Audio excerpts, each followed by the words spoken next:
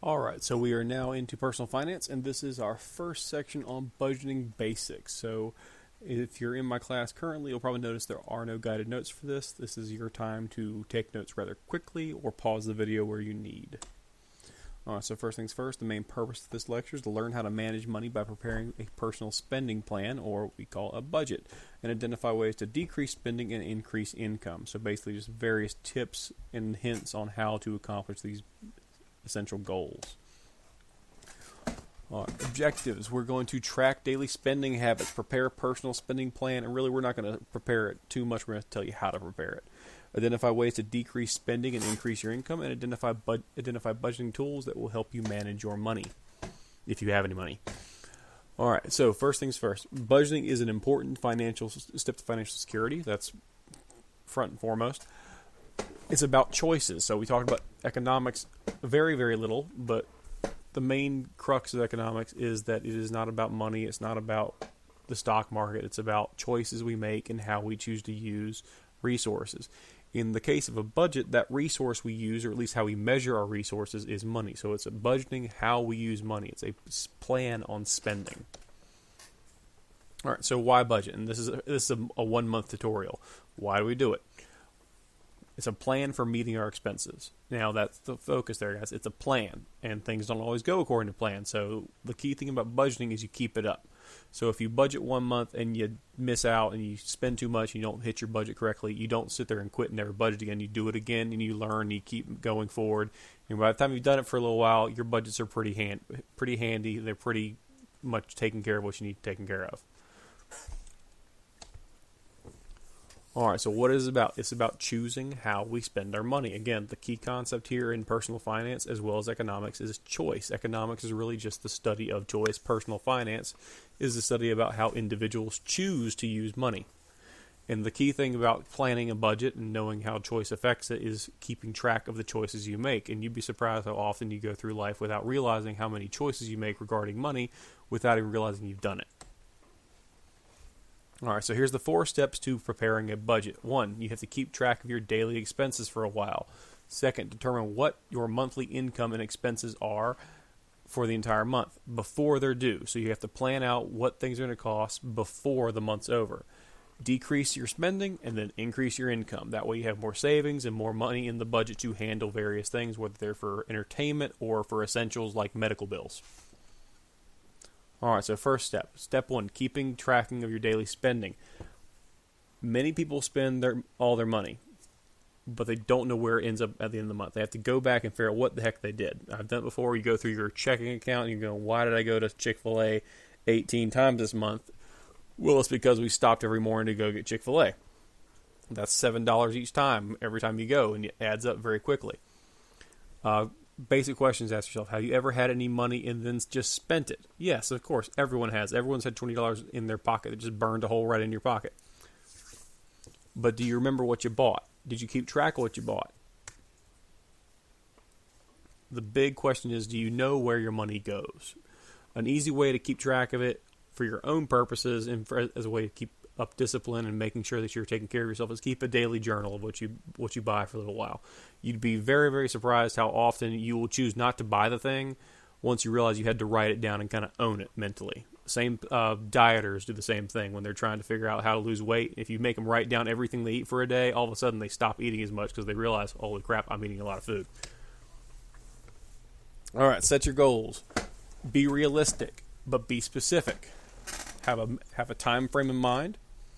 And say what you want to do, and you have milestones. So don't set your goals up. Don't make them lofty and extreme, but don't make them long-term without milestones. Make sure you have a spot where you can go, hey, I've hit this part of my goal at this time. So if you have a year-long goal, parse it out over a series of months. That way you go, all right, January, February, I hit my goal. This is awesome. That way you're at least meeting milestones and nothing feels insurmountable.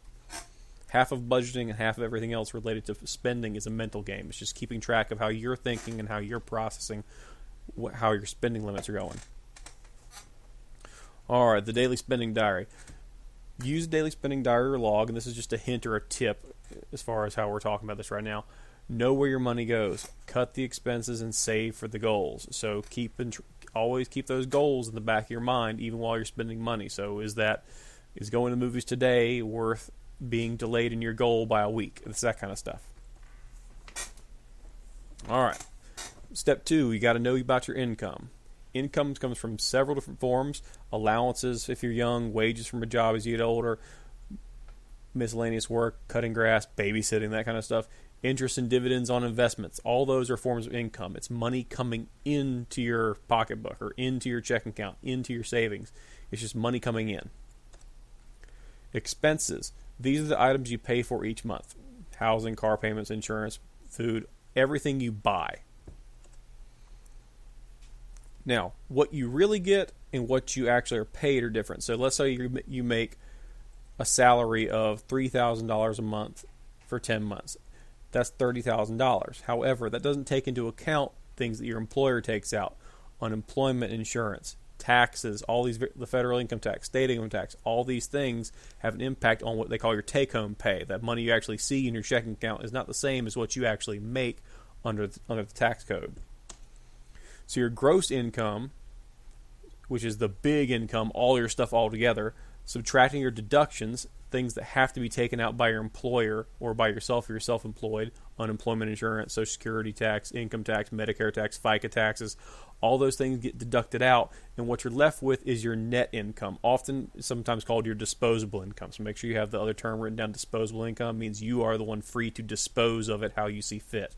So net and disposable mean basically the same thing for our purposes.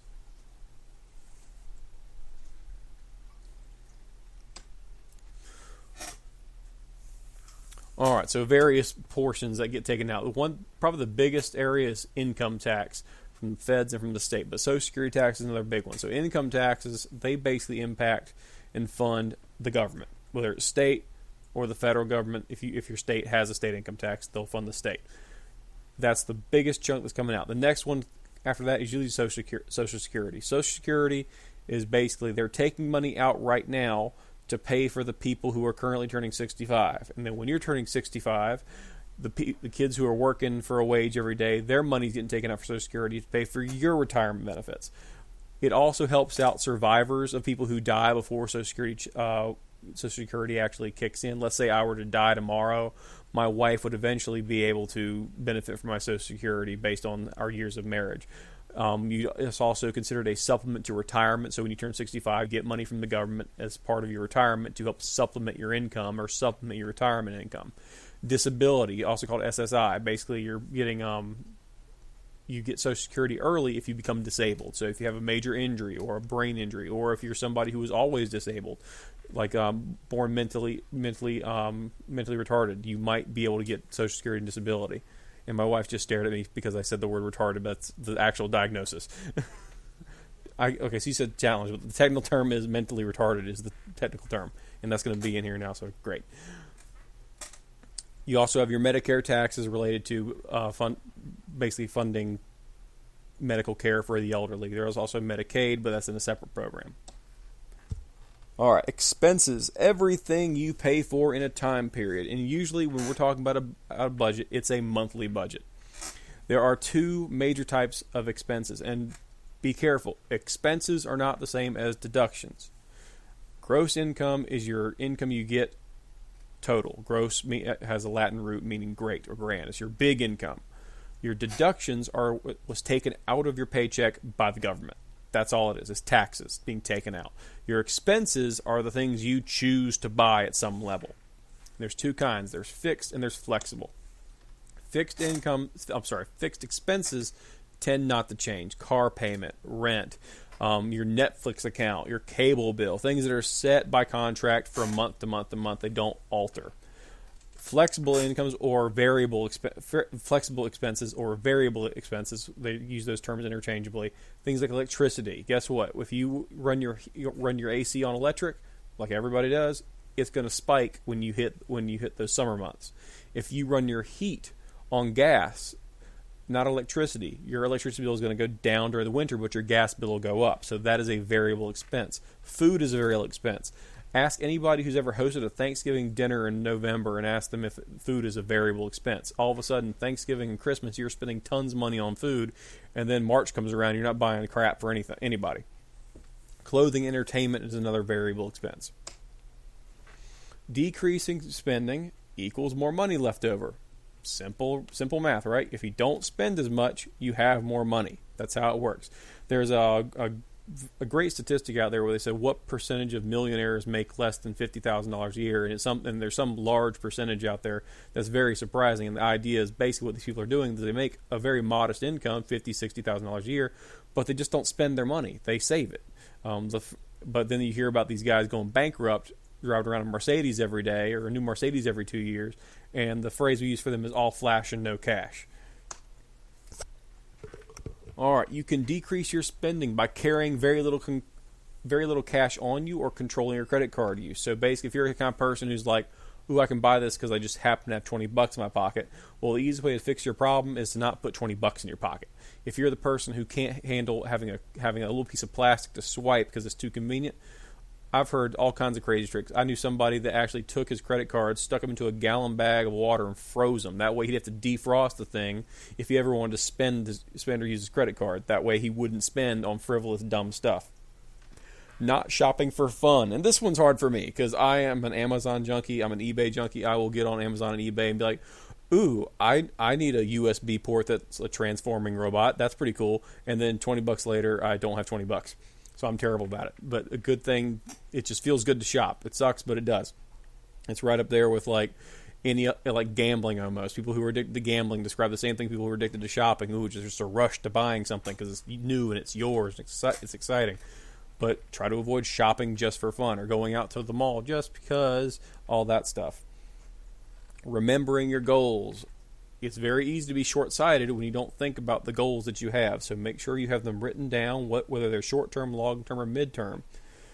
Buying only what you need. Now, that's kind of a loaded statement because in our class we talk about needs being food, water, shelter. Well, if that were the case, we could all basically just buy that refrigerator, put the food in the refrigerator, and then live in the box. That's not what we're talking about. So buy close to what you need. Don't buy frivolous things. Don't buy, if you have 3 pairs of the same shoe, don't buy a 4th.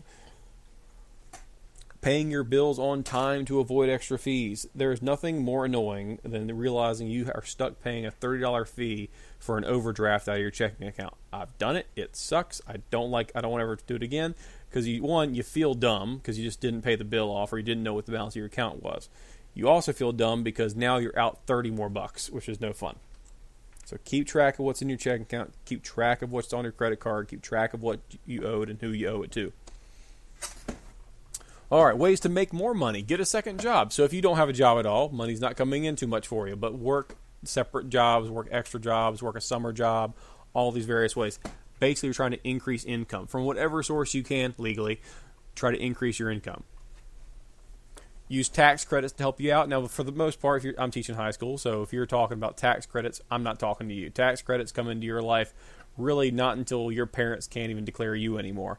So there's the earned income tax credit, which is great. The basic history of the earned income tax credit is this. For a while, under the welfare laws in our country, it was almost more beneficial to be on welfare than it was to have an income because the way that the math worked out, it made more sense to just stay at home, collect welfare, than it did to go out and make money. So what they did was they instituted what's called work for welfare and the earned income credit. The earned income tax credit means if you make a certain amount of money over the year or work a certain number of hours a year, the government will pay you extra money for having worked more as opposed to being on welfare and not working. So there's more of a benefit to be a working person as opposed to someone on the welfare dole. All right. Use these basic things to manage your budget. A monthly payment schedule, so know where your money's coming from when it comes in. A monthly payment calendar is a good tool for that, so you can actually map it out. So you can look and say, all right, March 1, I get $400. March 15th, I get $400. March 30th, I get $400. Or you got a short month, in like February, and you only get paid twice. Or you got a funky month where you get paid 3 times because it just happens to be the pay period the way they lined up. It basically lets you keep track of when you have money and when you don't have money coming in. And it works the same way for expenses. It helps you keep track of when you have expenses coming in and when you don't. The worst expenses for me personally that I have are the ones for things like insurance that don't come out monthly where you're like, oh crap, the auto insurance is due. And now I'm out $400 on a random July day that I wasn't expecting because I wasn't planning for it. Always plan ahead. Know what bills are coming in. Have a sticky note. Have a reminder on your computer the month before so you can adjust your budget accordingly. Oh, by the way, guys, with Google Calendar the way it is now, there's no excuse not to have a budgeting plan in place because you can just hop on Google anytime and set it up. All right, we're going to focus on two main ones, the monthly payment schedule and the monthly payment calendar. You can budget yearly, obviously. You can budget on a 10-year plan, but the idea here is monthly is about as detailed as you're going to get. This is the most detailed budget that's functional. You can have a daily budget, but it's going to get kind of silly when you're like, all right, I ate 4 spoonfuls of rice along with my chicken for my chicken and rice. Out of the 4 pounds of chicken, that's worth a total of 1 pound at $1.99 per pound plus tax. That'd be ridiculous. Don't do it that way. It would be redundant and it wouldn't be functional. You want function, so a monthly calendar is about as perfect as far as function goes. You can figure out what you saved at the end of the month, what you owe at the end of the month, and it's a lot easier to deal with. Record your income in advance so you can plan ahead on your bills. So don't sit there and record. It's not a budget if you wrote down everything you did and everything you made on the 31st.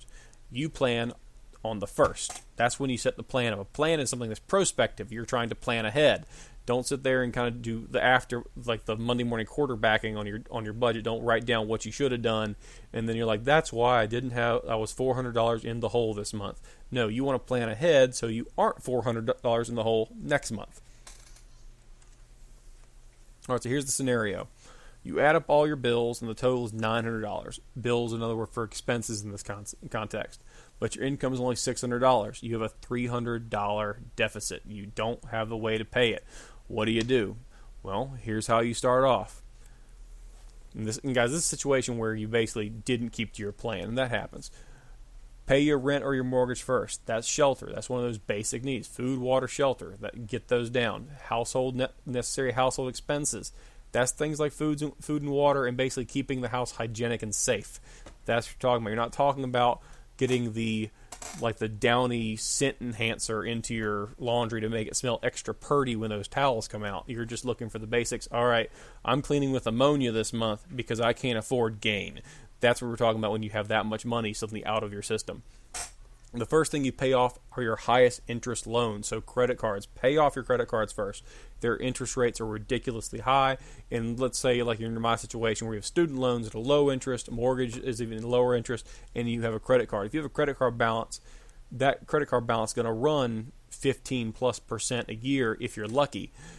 Whereas your student loans are around 7% and your mortgage is going to be around 4%. So that accrues interest much slower. So you want to kill that loan that is accruing the highest amount of interest because you're basically paying to borrow that money at a much higher rate than for those other expenses. So pay off those high interest loans first, credit cards, and be done with them. And then finally, if you're really in a bind, talk to your creditors. And this is what you do after you haven't followed all the advice I've previously given you about budgeting.